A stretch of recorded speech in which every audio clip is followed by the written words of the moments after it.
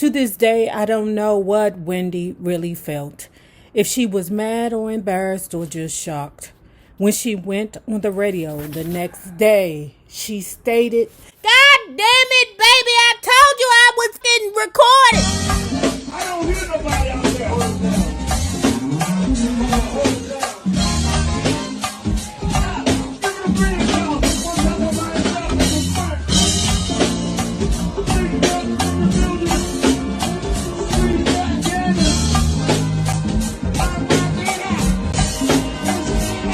The Daily News ran with the headline, Angie Martinez pounces on Wendy Williams. To this day, I don't know what Wendy really felt, if she was mad or embarrassed or just shocked.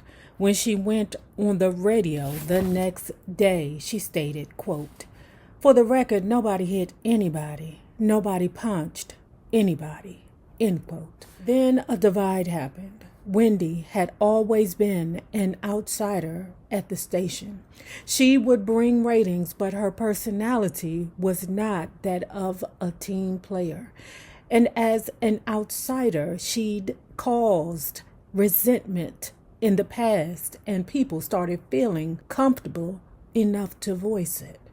Flex got on the radio and read the article, treating it as if it were funny. She pounced. Ha! He was laughing at Wendy on the air. This was a coworker still.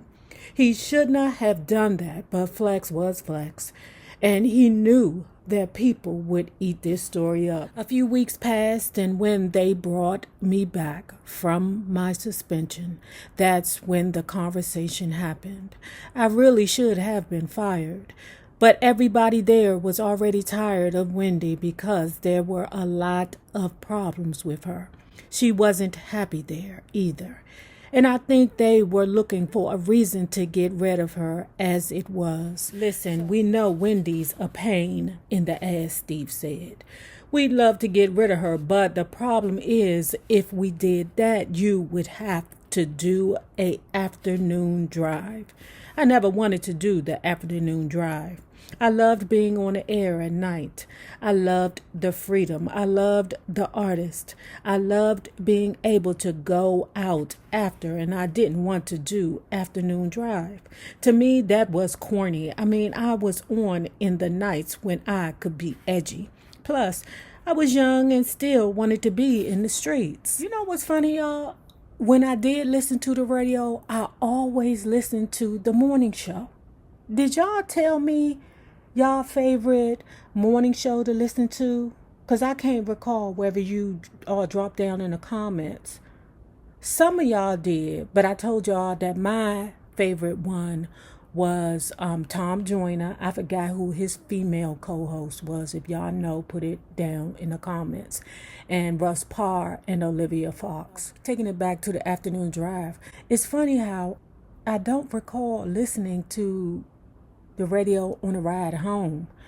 I don't know why, but I would love to listen to the radio on the way into work, but never on the ride home from work. I have no idea. Steve may have understood that I didn't want to do that, but he put it to me in no uncertain terms, saying, quote, "Listen, if you don't do the afternoon drive, I cannot let Wendy go. I don't have anyone else strong enough to take that slot.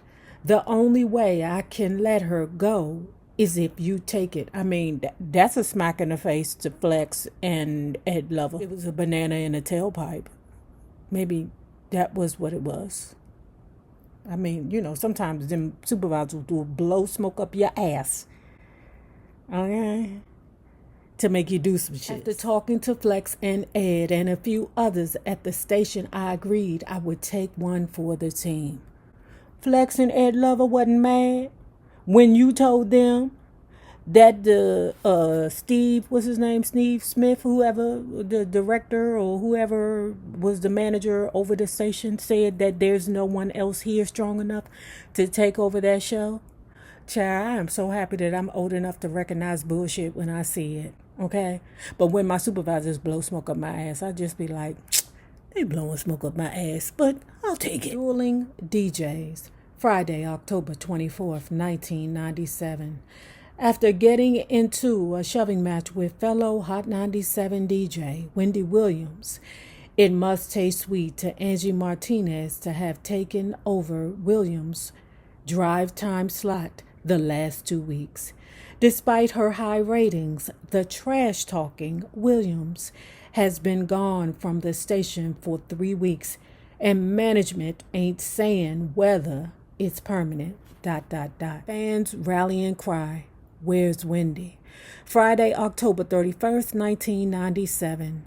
Fans of WQHT afternoon DJ Wendy Williams, who has been off the air for almost a month with no official explanation, are planning to protest rally at the station Monday to ask why. The rally is planned at Hot 97 Studios at 395 Hudson Street, 2 to 4 p.m. Station officials couldn't be reached yesterday for comment on Williams' status. She is aware of Monday's rally, but it isn't known if she will attend. Hold the hell on. Don't this sound real familiar? Don't this sound real Capital Crawley-ish? Blink if you know what I'm saying. Them Wendy Williams fans was out of control for this one. Out of control. Well, at least they didn't scale the station walls, like the other people did, but I'll move forward. She is aware of Monday's rally, but it isn't known if she will attend.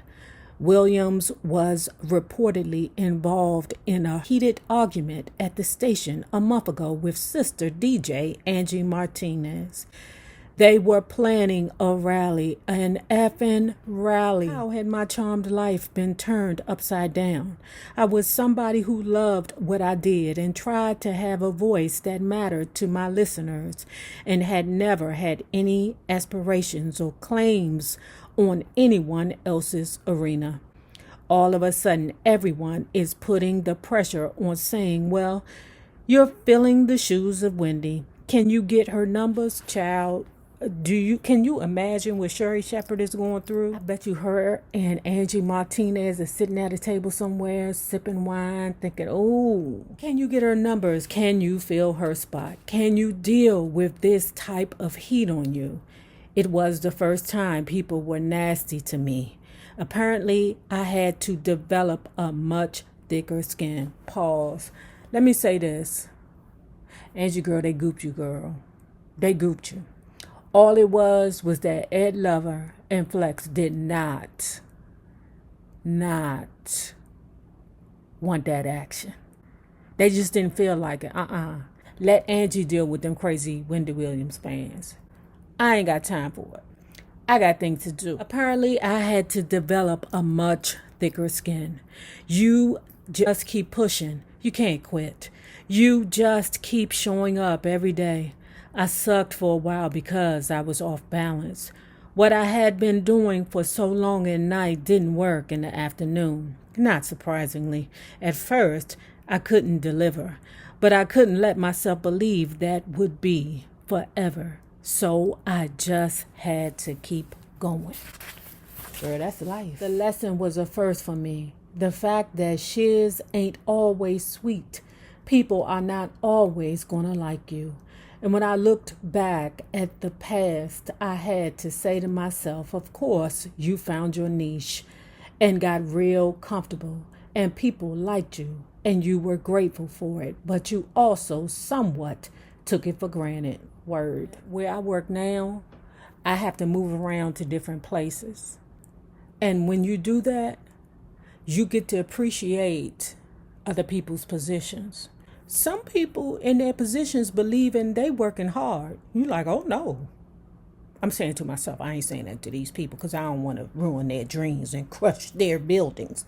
But they be like, oh, I had a hard day today. I'm looking at them like, oh, bitch, you don't know what a hard day is. You need to go over there to such and such. Now, they have hard days. And some of the people that are around there having the hardest day, that's just average for them.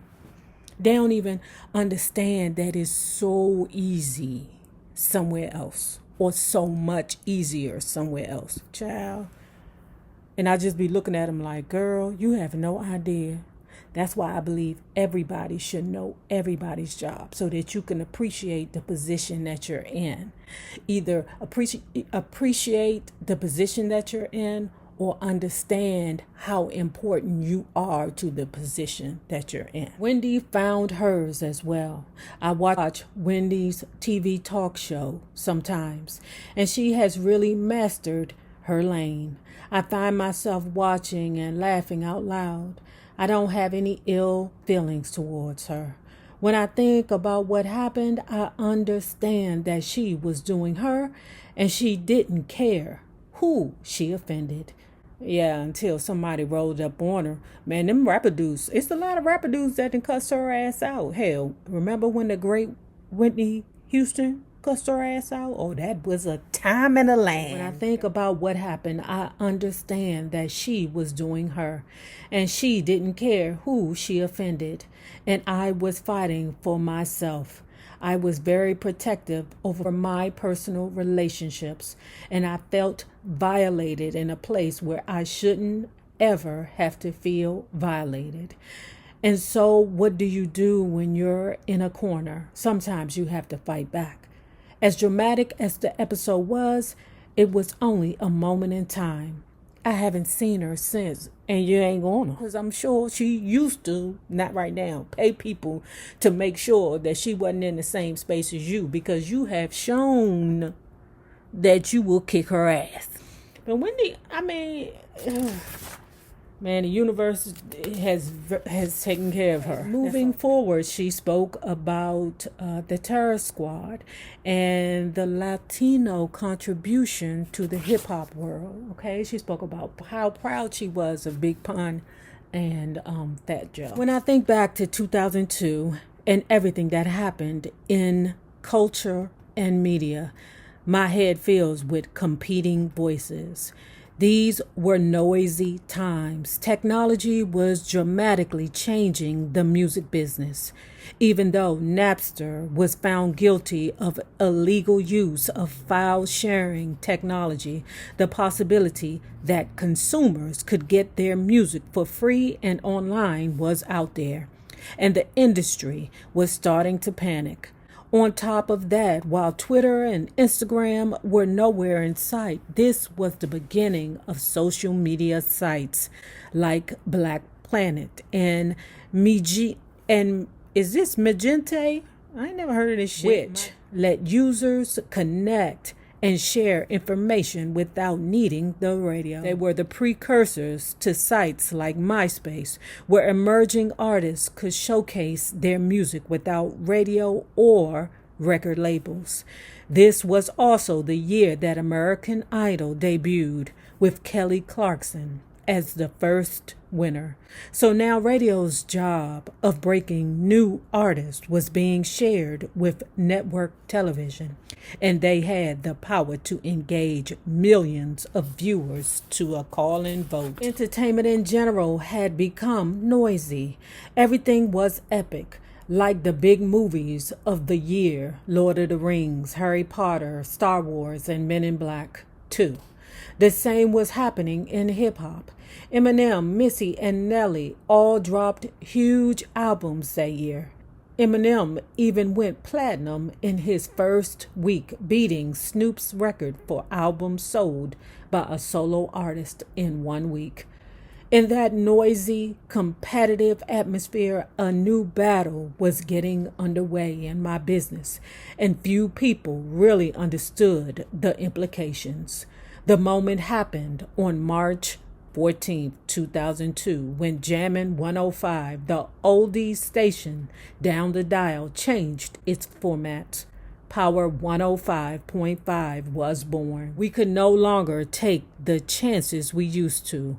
We could no longer break records from new hip-hop artists because the competition would be down the dial playing a hit. We had to play smarter. For a long time, we were able to keep them at bay because Power 105 had no history with the audience. They had no real hip-hop credibility. But then that summer of '02, they found their opening as the Jay-Z Nas battle began to take on epic proportions. Let me recap how this all happened.